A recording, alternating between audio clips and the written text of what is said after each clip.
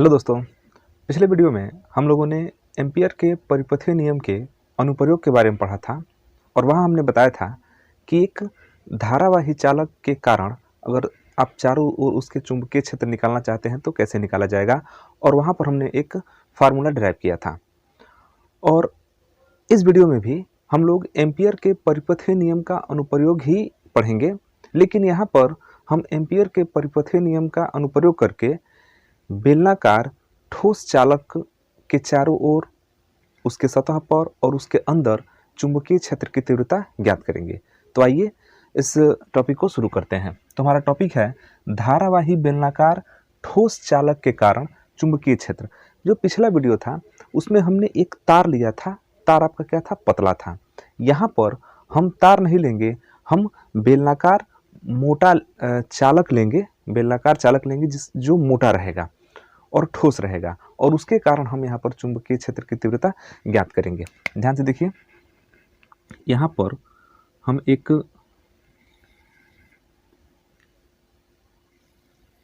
बेलनाकार चालक बना लेते हैं।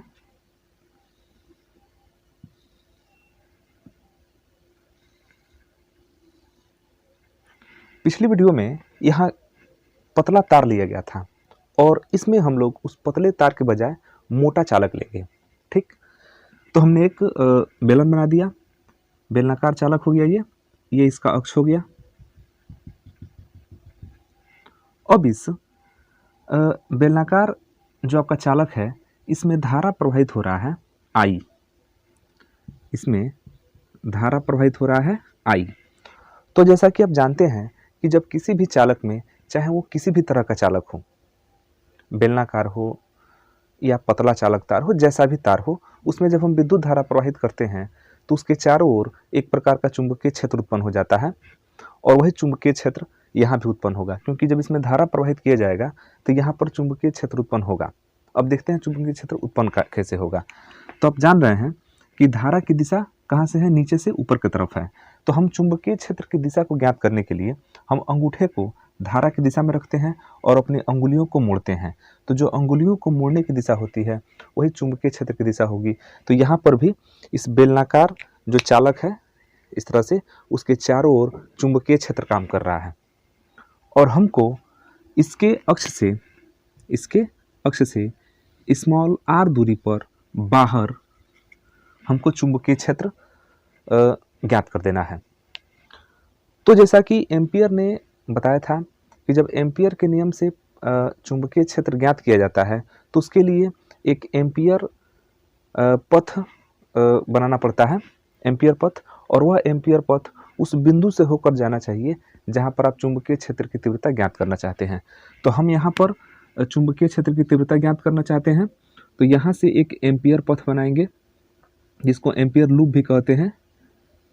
ये एम्पियर का पथ ये ऐसे आएगा और वृत्ताकार होगा। चूंकि आप बेलन के चारों ओर बना रहे हैं तो ये वृत्ताकार ही होगा।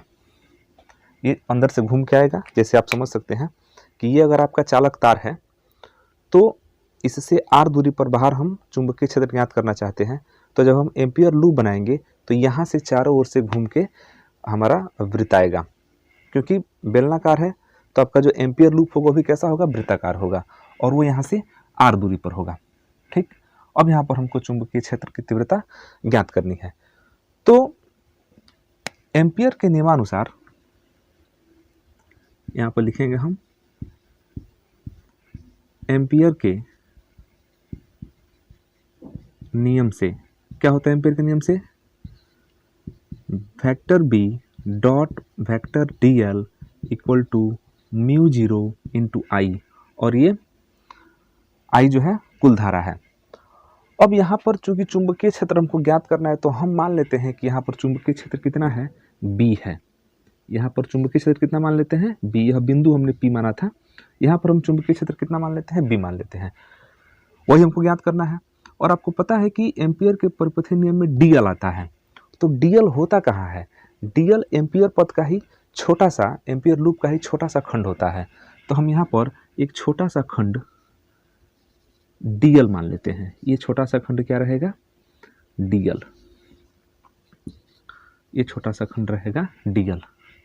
हमने पिछले वीडियो में बताया था कि डीएल हमेशा एम्पियर पथ का छोटा सा, एम्पियर लूप का ही छोटा सा खंड होता है, और जिस बिंदु पर आपको चुंबकीय क्षेत्र की तीव्रता ज्ञात करनी होती है वहाँ पर हम कितना मान लेते हैं, बी मान लेते हैं। तो बी और डीएल यहाँ पर हो गया। अब बी और डीएल के बीच का कोण ज्ञात करना पड़ेगा, क्योंकि थोड़ा सा इसको जब आगे बढ़ाते हैं तो B DL cos theta equal to mu zero I. चूँकि यहाँ पर धारा आई ही है, क्योंकि इस एम्पियर परिपथ से जो घिरा हुआ धारा है वो कितना है, आई है, तो यहाँ पर आई नहीं बदलेगा। आप जानते हैं कि जो धारा लिया जाता है वो उस पूरे एम्पियर लूप से घिरा हुआ धारा लिया जाता है, और वो हमने कितना माना है, आई, तो आई में कोई चेंजिंग नहीं होगा। थीटा को हम प्रयास करते हैं ज्ञात करने का कि थीटा कहाँ है। तो थीटा आप जानते हैं कि थीटा क्या है, तो दोनों के बीच का कोण है। तो दोनों के बीच का कोण, तो डीएल तो हम देख रहे हैं कि डीएल हमारा इस दिशा में है, क्योंकि एम्पियर का जो लूप है वो अंदर की तरफ जा रहा है। ध्यान दीजिएगा, ये आपका चालक तार है, तो एम्पियर का लूप जो है अंदर की तरफ जा रहा है, और यहीं पर हमने लिया है छोटा सा खंड डीएल। तो डीएल कहाँ होगा, अंदर की तरफ होगा। चूंकि अंदर की तरफ बोर्ड में हम नहीं बना सकते, इसीलिए हम कहाँ दिखा दिए हैं, ऊपर। और उस बिंदु पर जो चुंबकीय क्षेत्र होगा वो देखिए, तो अंगूठा ऊपर की तरफ रहता है, तो जो अंगुलियां मोड़ने की दिशा होती है वो चुंबकीय क्षेत्र की दिशा बताती हैं। तो चुंबकीय क्षेत्र की दिशा भी अंदर की तरफ ही है, मतलब कि ये डीएल भी उसी दिशा में और बी भी उसी दिशा में, मतलब इनके बीच का जो कोण है थीटा वो कितना हो जाएगा, जीरो हो जाएगा। तो यहाँ पर थीटा हो गया जीरो, बी हमको ज्ञात करना ही है, और डीएल क्या है, डीएल इस एम्पियर लूप का छोटा सा खंड है, और आई आपका कुल धारा है। ठीक, तो बी चूंकि कांस्टेंट होता है, यहाँ से आर दूरी पर जितना बी यहाँ होगा उतना ही बी यहाँ होगा, उतना ही बी यहाँ होगा। चारों ओर जो है इस बेलनाकार चालक के एक निश्चित दूरी पर चारों ओर बी हर जगह क्या होगा, बराबर होगा। तो बी कांस्टेंट होगा, बी निकल जाएगा बाहर, और बचा डीएल कॉस थीटा मतलब cos zero equal to mu zero कुल धारा आई। ठीक, कॉस जीरो का मान 1 होता है, तो बी डीएल कॉस जीरो का मान 1 को छोड़ देते हैं, म्यू जीरो आई। अब डीएल देखिए क्या है, तो डीएल इस एम्पियर लूप का छोटा सा खंड है, लेकिन जब इसका समाकलन करते हैं, संपूर्ण समाकलन करते हैं, मतलब कि इस डीएल जो आपका एम्पियर लूप का जो सबसे छोटा खंड है, तो संपूर्ण अगर एम्पियर लूप लेते हैं तो संपूर्ण एम्पियर लूप कैसा है, तो वृत्ताकार है। तो DL DL DL DL DL आते आते पूरे वृत्त को कवर कर लेगा। मतलब कि जो डीएल है वो वास्तव में क्या है, 2 पाई आर है। मतलब डीएल को अगर हम बढ़ाते जाएं, क्योंकि चारों ओर का निकालना है, तो बढ़ाते जाएंगे तो पूरे वृत्त को कवर कर लेगा।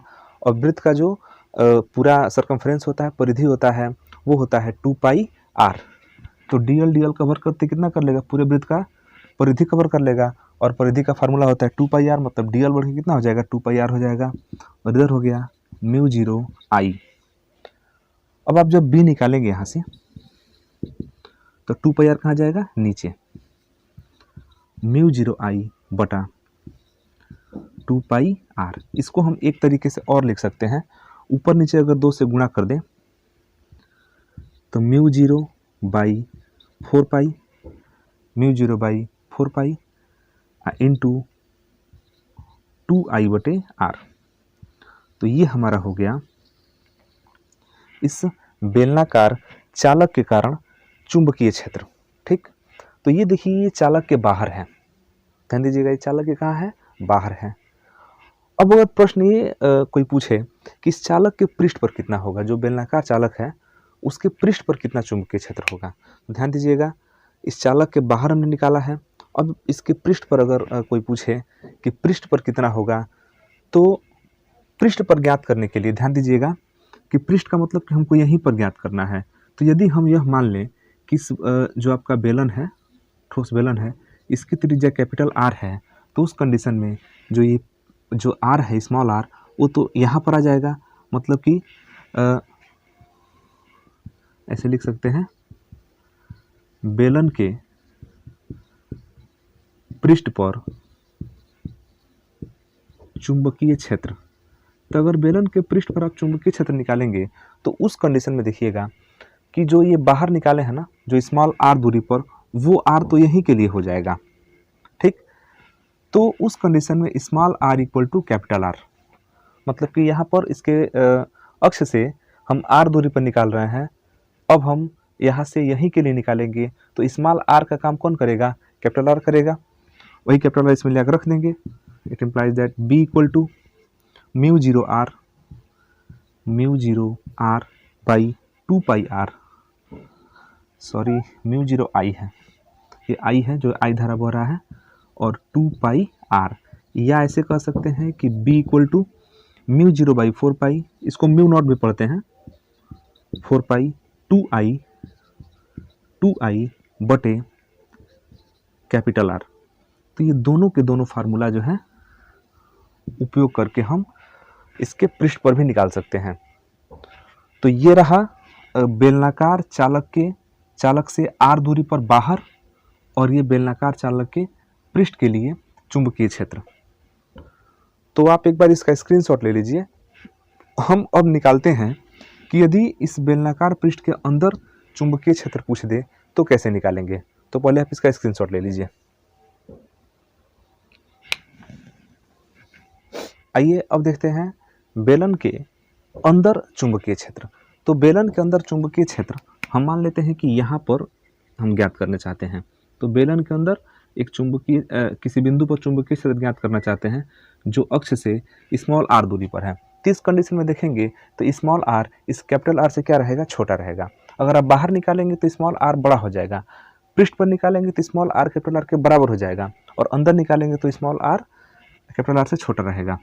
तो फिर यहाँ पर जब हमको चुंबकीय क्षेत्र की तीव्रता ज्ञात करनी है तो फिर इसके अराउंड हमको एक एम्पियर लूप लेना पड़ेगा, एम्पियर का पथ लेना पड़ेगा जो इस ये जो बिंदु है इससे होकर जाता हो। तो इस बिंदु से होकर जाने वाला हम एक एम्पियर लूप ले लेते हैं। यहाँ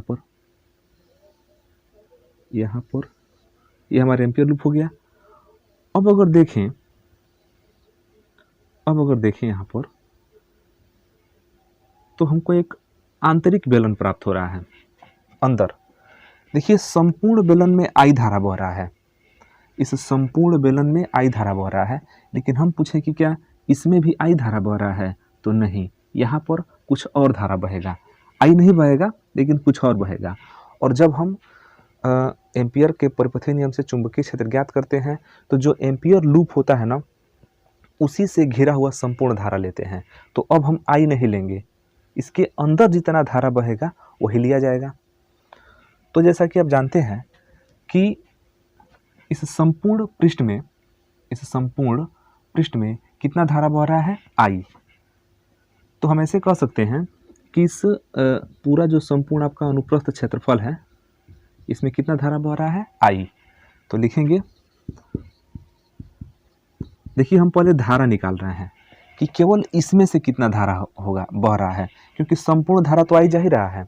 तो हम पहले इसमें का धारा निकालते हैं, क्योंकि जब एम्पियर का हम परिपथीय नियम लगाएंगे तो वहाँ पर इस पृष्ठ से घिरा हुआ धारा हमको ज्ञात करना पड़ेगा। तो पहले उसको हम निकाल लेते हैं। तो बेलन का अनुप्रस्थ क्षेत्रफल बराबर पाई आर स्क्वायर, कौन, संपूर्ण वाला, तथा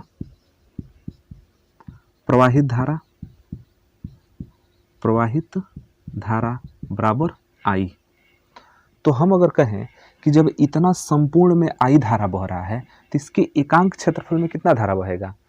जब एकांक क्षेत्रफल का पता हो जाएगा तो इतने क्षेत्रफल में कितना धारा बहेगा गुणा करके निकाल लेंगे। ध्यान दीजिएगा, संपूर्ण परिपथ में धारा पता है और हमको निकालना है इस छोटे से वाले में, माने संपूर्ण क्षेत्रफल में धारा पता है और हमको इस छोटे से क्षेत्रफल में धारा निकालना है। तो हम एक बार संपूर्ण क्षेत्रफल का धारा यहाँ पर लिख लेते हैं और फिर एकांक क्षेत्रफल का धारा निकाल लेंगे। जब एकांक का निकल जाएगा तो उसमें इस क्षेत्रफल से गुणा कर देंगे, तो इसमें कितना धारा बह रहा है वो निकल जाएगा।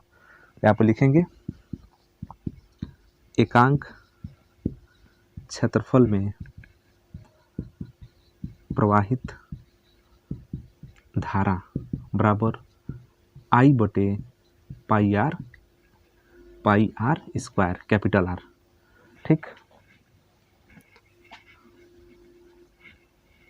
आई बटे पाई आर स्क्वायर। अब हमको निकालना है इतने में का, तो जब एकांक का निकल गया तो फिर इतने में का आसानी से निकाल सकते हैं। जब एकांक का निकल गया तो इतने में से आसानी से निकाल सकते हैं। तो इतना का क्षेत्रफल है कितना, तो देखिए यहाँ का रेडियस r है, निकाल दीजिए। अतः लघु बेलन, लघु बेलन नहीं लिखते हैं, आंतरिक बेलन लिख देते हैं। अतः आंतरिक बेलन में प्रवाहित धारा, ध्यान दीजिएगा हम आंतरिक बेलन इसको कह रहे हैं। तो एकांक का I/πr² है और इस बेलन के अनुप्रस्थ काट का क्षेत्रफल कितना हो जाएगा, πr² हो जाएगा। तो एकांक का इतना है और हमको इस अनुप्रस्थ क्षेत्रफल में धारा का मान ज्ञात करना है, तो हम क्या करेंगे, गुणा कर देंगे। तो पाई से पाई कैंसिल हो जाएगा और ये मिल जाएगा IR² ठीक।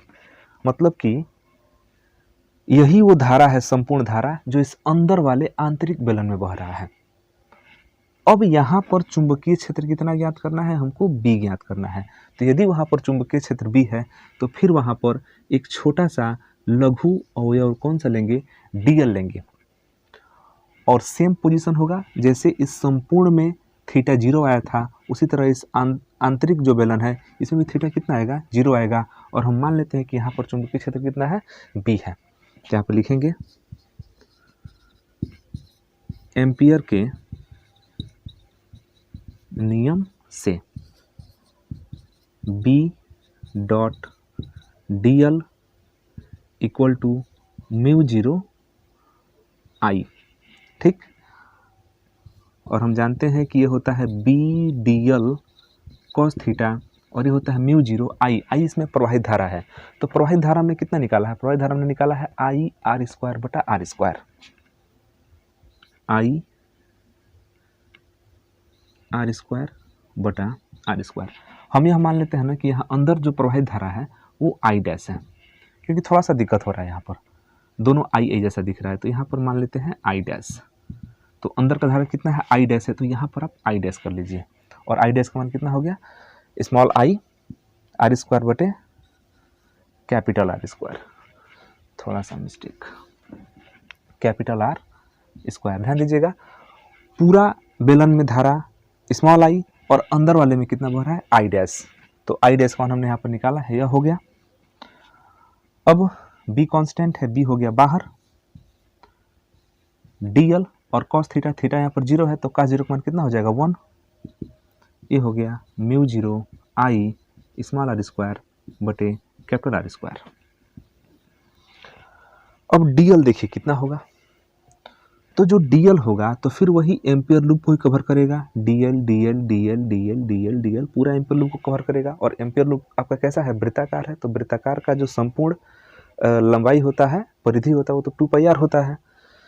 तो dl को फिर कितना हो जाएगा, 2πr। तो b into 2πr equal to dl को कितना हो गया, 2πr और आगे μ0 I R² बटे R²। और अब b का मान निकालेंगे तो 2πr कहाँ जाएगा, नीचे जाएगा। तो b equal to μ0 I R² बटे 2πr और यहाँ पर है R²। एक R से एक R कैंसिल। तो फाइनली फार्मूला बन गया b equal to μ0 I R बटे 2πr², 2πr²। तो ये हमारा हो गया बेलनाकार जो आपका चालक है उसके अंदर r दूरी पर चुंबकीय क्षेत्र। तो हमने यहाँ पर 3 फार्मूला पढ़ा। हमने 3 फार्मूला क्या पढ़ा, जो पहला फार्मूला था वो था μ0/2π I बटे r। ये फार्मूला था पृष्ठ के बाहर r दूरी पर। b इक्वल टू μ0 I बटे 2 पाई आर, ये था पृष्ठ पर चुंबकीय क्षेत्र। और ये पृष्ठ के अंदर, जहाँ जो स्मॉल आर है वो पृष्ठ के अंदर आप कितनी दूरी पर निकालना चाहते हैं वो है, और जो कैपिटल आर है वो आपका जिस बेलनाकार चालक के भीतर निकालना चाहते हैं वो उसकी क्या है, त्रिज्या है। तो आप इसका स्क्रीनशॉट ले लीजिए। तो ये वीडियो आपको कैसा लगा आप हमें कमेंट सेक्शन में ज़रूर लिखिएगा। और यदि आप क्लास 12 के स्टूडेंट हैं और इस साल बोर्ड परीक्षा देना चाहते हैं तो आप हमारे चैनल को सब्सक्राइब कर लीजिएगा। वीडियो अच्छा लगे हो तो लाइक और शेयर ज़रूर कीजिएगा। फिर मिलते हैं अगले वीडियो में एक नए टॉपिक के साथ। तब तक के लिए धन्यवाद। जय हिंद।